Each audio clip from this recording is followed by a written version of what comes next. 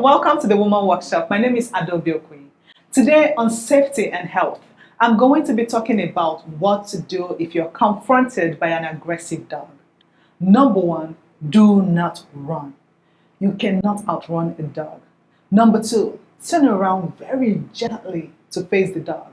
No sudden movements, okay? Then number three thing to do is that you want to ball your fists loosely and place them beside you. This helps the dog see that you are not trying to challenge it. Number four, do not look directly into the eyes of the dog.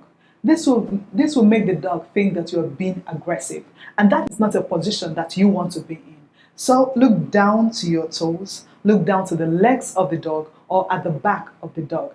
Anywhere else but directly into the eyes of the dog. Number five, if the dog is not gunning to bite you, avoid talking to the dog.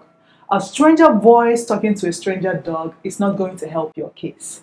Now, number six, begin to back away very gently from the dog, half turned towards it. Begin to back away. This will get you farther away from the dog, or at least buy you some time before more people come around and help your case. And this is how you can help yourself when confronted by an aggressive dog. Thank you very much for watching. If you have something to add to this video, please tell us in the comment section. See ya!